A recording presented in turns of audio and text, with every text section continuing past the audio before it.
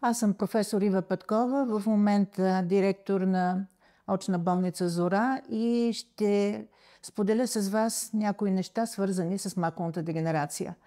Тази макулна дегенерация, свързана с възрастта, за която в момента говорим, е едно заболяване, както и името й показва, на възрастното население. Това са предимно годините след 60, 65, още по-честа тя става след 80 години. Неприятното в случая е, че често пъти тя се явява едновременно с други заболявания на възрастните хора, най-честата от които е катарактата. И това в някои случаи води до забавянето на диагностицирането на това заболяване и съответно късното започване на неговото лечение. Макулната дегенерация, свързана с възрастта, се дели на две основни форми – суха и влажна, като разбира се превес е от към сухата форма, която се развива много бавно, с години, постепенно, но пък за сметка на това в момента все още няма лечение, което да е широко приложимо в Европа и съответно и в нашата страна, за разлика от другата форма, а това е влажната или ексудативна форма на макулна дегенерация, която засяга около 15-20% от всички болни с това заболяване. Разбира се, има и случаи, в които дълго време развиващата се суха форма може да премине във влажна, така че пациентите, които имат тази диагноза, не би трябвало да изпускат своето наблюдение. В някои случаи могат да се получат някакви сривове в зрението. Влажната форма се дължи на това, че в областта на макулата, която е всъщност централната част на ретината, се развиват едни новообразувани патологични съдове, които водят до това, че в някакъв момент от тях се получават отток или кръвоизливи в макулата и това много бързо и рязко нарушава зрителната острота, т.е. централното зрение. А централното зрение е това, което ни води в четенето, разпознаване на лица, детайли на обектите и така нататък. За разлика от периферното зрение, което ни води в пространството.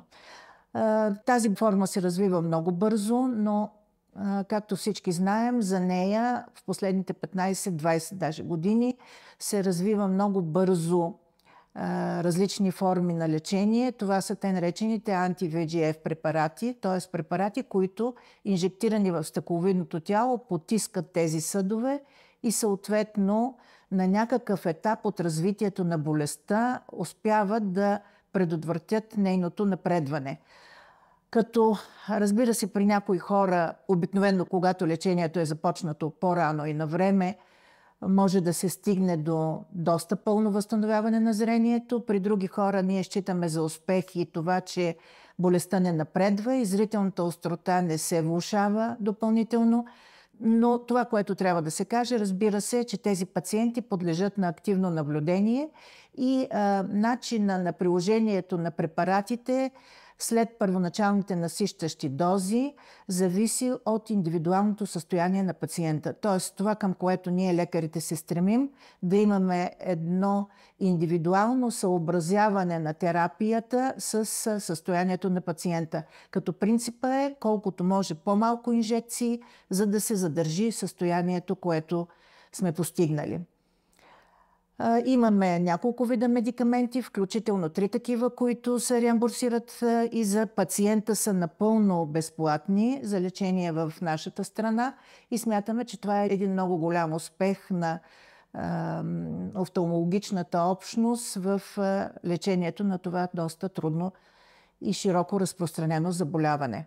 Това, което обаче предстои като някакви задачи пред нас и пред пациентските организации, разбира се, е да се борим за по-нататъшни здравни мерки, които да бъдат свързани с ранното диагностициране на заболяването.